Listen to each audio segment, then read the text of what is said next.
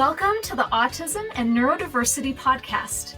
We're here to bring you helpful information from leading experts and give you effective tools and support. I'm Jason Grigla, a licensed counselor and founder of Techie for Life, a specialized mentoring program for neurodiverse young adults. And I'm Debbie Grigla, a certified life coach. And maybe most importantly, we're also parents to our own atypical young adults. Friends, hello, welcome. So today I want to talk to you about making support decisions. When you have a neurodivergent child, teen, or young adult, it can be challenging to figure out what supports are even available, let alone figuring out which ones would actually be helpful or needed.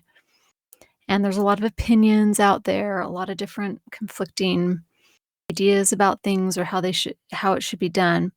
So whether you are completely new to this with a fresh neurodivergent diagnosis for your kiddo, or you've been at this for a while, I have some perspectives to offer you on this episode to help you approach these decisions with more confidence. Because I know it can be overwhelming to either know where to even start or what to do when you hit a point where you or your child, teen, or young adult is struggling. So, one of the questions to really ask yourself when you're considering different options, when you're researching or weighing the pros and cons of something, is to ask yourself, will this better support their next step in development? So, we can't run before we can stand on our 2 feet. You can't do algebra before you have learned how to add or subtract. And development involves global skills and brain development that builds on previous skills and learning. And so when you're looking at this approach or the support or this accommodation or this intervention that you think might be helpful, I like to look at things through that developmental lens. Is this going to support development? What is the next step in development that they're needing? And how can I support that? I don't like looking at it from a behavioral compliance lens. And while behavioral compliance sometimes is nice and necessary, it's not to be confused with development. Behavioral compliance is externally imposed through rewards and punishments or fear around non-compliance. But development is internally developed. It's based on readiness, relevance, capability, and emotional capacity. And when you have development, it's a skill set you've developed to the next sort of evolution of yourself, and it can be applied more globally, where when there's a focus on just behavioral compliance, that's often more of a temporary thing. It's because of what's being imposed externally on someone that they are being behaviorally compliant. And it can often create a situation of masking where someone complies, but they actually haven't developed into the kind of person that can actually sustain that behavior without external pressures. So when you're considering support, accommodations, and approaches, it's important to keep in mind what development is and how to support that. And development happens when we're out of our comfort zone, but not overwhelmed. Too little support, and someone will be overwhelmed. They'll be very stressed, completely in over their head on things. And too much support on the other end of the extreme, and they will be too comfortable. And that can create all kinds of problems. So they aren't developing, they aren't being challenged. It can lead to anxiety, depression, isolating, that sort of thing. And a lot of times if someone's too comfortable or if they've been too accommodated when other people are doing too much for them that they could actually do for themselves with the right teaching and support and mentoring, if they're given too much, a lot of times as they get older, they're going to become very resentful, or they will just be someone that has learned how to be helpless. They've just learned how to be helpless instead of learning to do for themselves. So, how do you know if it will be or it currently is too much or too little support? And there's a few things that can give you really good clues on that. Are they developing? Are they making progress? Or are they stuck or regressing? So, you kind of look at where they're at. Are they making forward progress? That's a good indicator if there's the right amount of support happening. If they're stuck and regressing, then we're looking at, is there too much or too little support happening? Another thing you can look at is to ask yourself, are they stressed or do they have an overall sense of well-being? If they're stressed, that's a really good indicator, either not enough support or too much support. And so you're going to be looking at their state, like overall, are they angry, frustrated, volatile, kind of on edge? That's going to be an indicator that the level of support isn't appropriate. If they are depressed, isolating, avoiding, those sorts of behaviors, that's another big clue that they might not be getting enough support or they're getting too much support. Some other indicators to be aware of are they sick a lot? Or are they on the whole pretty healthy? Sickness can be a pretty good indicator that someone's stressed or not doing real well. Not always, but that can be an indicator. Changes in behavior, positive or negative, can be an indicator of where they're at. Are they manic? Meaning, are they really like talking fast and kind of high energy and kind of all over the place? That's a good indicator that someone's stressed. Or are they really depressed? So the other end of that would also be an indicator of someone that's stressed or not getting the right amount of support. Another one would be, are they isolating or are they super clingy more than usual? So that's going to be another indicator. When one of my kids is stressed, like they'll often kind of come and cling and want to be with me, and that lets me know they're needing some comfort, they're needing some nurturing, they're needing some kind of intervention. The other thing that's a huge indicator on whether your child, teen, or young adult is either getting too much support from you or not enough is, how are you feeling overall? So are you stressed? Are you overwhelmed? Or are you at peace and feeling confident and good with things? Is the level of support and accommodations that you provide or facilitate working for you or against you? I encourage you to check in with yourself, because if you are the parent, you are the most important mentor in your child, teen, or young adult's life. You're theirs for the long haul. So for you to sustainably take care of your kiddos, you will want to take care of yourself first. And if you're a professional and you want to take care of your clients and you want to take care of what their needs are, you'll want to take care of you and be mindful of your own stress levels and the parents' stress levels. These are big indicators of where people are at. So, too much or too little are both at the opposite extremes of a very large middle zone to experiment in, to be able to learn and figure out what's helpful enough or not enough. And you do that through trial and error, keeping in mind that development is a moving target. It's continually changing. You kind of get it all down and figured out, and then your kiddo takes a big developmental leap, and now it's a whole new ball game, and they're needing different things. And what supports were necessary before may not be necessary now, and you're going to adjust, or they might need a new level of supports depending on where they're at. So flexibility, creativity, agility, responsiveness, these traits are your best friends when you're looking at how much support to give or not give your neurodivergent kiddo. Now, is the support and accommodations and approach that you're looking at or considering, is it conducive to connection and collaboration, or is it going to hinder that? So anytime something that is that you're doing or considering, anytime it's damaging to your relationship, I would seriously reconsider it. I can't emphasize enough how important your relationship is in the long run.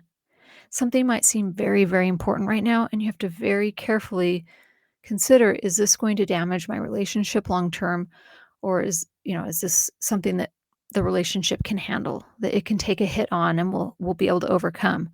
So I really look at things through that lens of, is this worth it? Is this going to help build connection and strengthen my relationship? Or is it going to actually damage it? And if an approach is all you or all them or all on someone else, you may want to reconsider that also, because anytime you can find ways to engage in collaboration that works for both of you, for you and your kiddo or whoever you're mentoring, so there's so much opportunity for development through just a collaborative process. So when you look at that and we do a collaboration, when we can do it together or have some kind of back and forth input into what we're doing, you're teaching problem solving, you're teaching give and take, and you're actually in that process reinforcing your relationship and strengthening it. So I really like to look at any kinds of decisions I'm making through that lens of, is this going to be supportive for strengthening connection and strengthening collaboration, or will it hinder that and get in the way? And then finally, this episode is about making decisions. So I really encourage you to give yourself the gift of making a decision and then testing it out. It's really easy to fall into that trap of just spinning over and over and over in overwhelm and getting decision fatigue. So, I mean, truly, you can make most decisions in less than half an hour. Okay. So, do some basic research or discussion with a friend or partner or a professional, and then just make a decision. Give yourself that gift. There's no right decision. You are the one that makes a decision, and then you are the one that's going to make it right or wrong. And you can always change your mind. You can try something and go, oh, we've given this a good shot. We've tried it and really stuck with it. And, it's just not working out like I thought. So let's change it. Like, okay, now we learned that this isn't helpful and we're going to try something different. And when you're making these decisions, I think the most important thing is to make sure you like your reasons.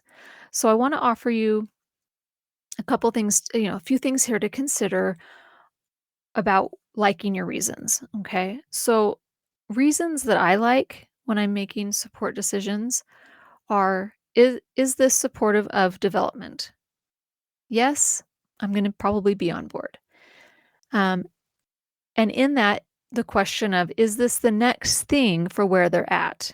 So I don't want to jump too far ahead. I want to be able to kind of, where are they at? And then what's kind of that next baby step of development and support that they're needing to keep going? Is this support helpful in connection and collaboration? Um, is this workable for me and for them? Like, is this doable? Can we make this happen? And then a really important piece of reasons that I like are considering that, will this be challenging or even uncomfortable, but not overwhelming? Making a decision based on comfort is not always the wisest choice. So a lot of the things that are going to support development might be very uncomfortable. Our kiddo may not like it very much. Like, it may be a little bit stressful in the beginning. So the question is, am I not doing something because it's uncomfortable? That's probably not a good reason to not do it, right? So I want to be looking at, is this challenging but not overwhelming? Okay, can we handle this? Is this doable? Is this going to support development? Okay, is this going to stretch but not snap us? And so you're really looking at, like, do the pros outweigh the cons? So there's positives and negatives to anything you're you're deciding to do. Do the pros outweigh the cons? And then you just kind of do that gut check, that intuition. What is your intuition telling you? Okay. How does your decision feel? You weigh the pros and cons, you look at it, and then you just decide, like, how does this decision I'm making feel? Does it feel good? Does it feel maybe a little scary, but like, no, this is going to be a good thing? And there's like a piece to it. That is going to be a really good indicator that this is going to be a decision that you're happy with. The reasons that I don't like when we're going into making that decision are anytime we're coming from a place of fear. Like, what if they, oh no, like scary, danger, I'm making this support decision because I'm afraid. I don't like that as a reason to make a decision around supporting someone. I don't like it if we're afraid of discomfort, if we're afraid to lean into some discomfort, and so we avoid something or we don't do it. I don't like that reason for not doing it. And I don't love the reason of other people said we should. I don't like delegating um, my decision making, my own authority to other people. I like to take in advice from others and I like to hear other perspectives. I think that's really useful. But ultimately, when I make a decision, I want to make it because this feels good to me, not because someone said I should do it.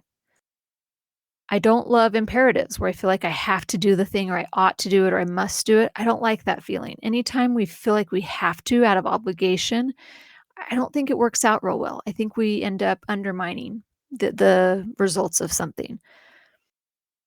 And I don't love the reason of if needing an accommodation means something negative, if I'm afraid of what it might mean for my kiddo or for me.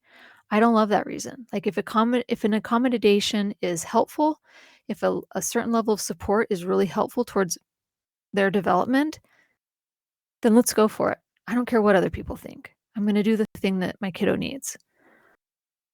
And I don't like it when we make decisions because we feel like we have to control everything because we're afraid that if we don't control it, it's going to go bad. So it's that gut check of like, how does your decision feel? If your decision feels like you're making it from fear or guilt or obligation or out of a place of like needing to control everything and micromanage, those aren't great reasons. And they're not going to serve you well going into it. So I just want to really offer to you too, when you're looking at making decisions, to start from a place of trusting that you can make great decisions. You really can. You can find solutions. And whatever you decide, you can figure it out and make it good. Okay? Either it works out and you make it work and it's a good thing and you like how it went, or you learn, hey, we really gave this a shot and we're going into it and we realize this isn't as helpful as we thought, or we need to make adjustments. And now you've just learned what doesn't work. That can be just as valuable as learning what does work.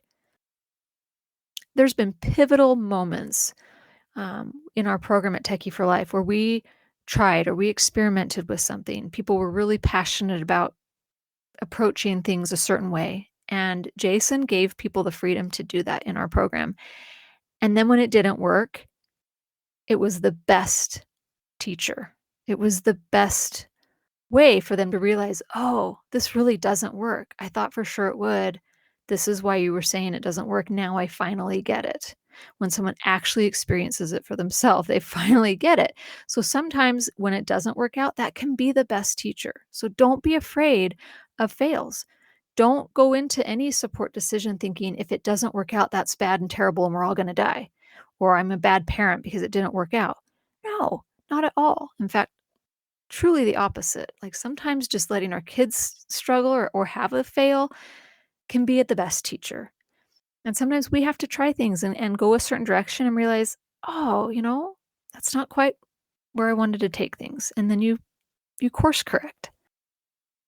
So when it comes to making support decisions, you're going to find that you do really well if, number one, you keep in mind and continually check in. Like I'm always looking at, is it time to back off how much support, or is it time to like, oh, we need to put in more support? Like just take a look. Is it too much or too little? And no, there's a great big middle area to experiment in. I just want to stay out of the extremes of too much or too little. That's going to serve us better, right? And is this support conducive to connection and collaboration? Is it building my relationship? Is it keeping me connected and offering the learning that comes from collaboration? And then really just taking a look at, do I like my reasons for why I go into this decision of how much support or how little support? And I think you'll find as you try this out that you'll actually feel a lot more confident going into decisions, being able to make adjustments, being able to course correct, which is just part of development. It's part of the process, which means you're doing it right. And give yourself a little grace to just trust that you can figure this out. If you think you can't, you just block your brain from figuring out answers. But when you know that you can figure it out, it might take a little time, but you're going to figure it out. Your brain opens up to solutions. You'll actually be amazed at what out of the box solutions come to you. I'm sometimes so amazed with what my brain comes up with when I give it that opportunity and that sort of confidence and trust to say, "Hey, I think we can figure this out. There's got to be a way." It's challenging sometimes to know what to do and what is actually helpful.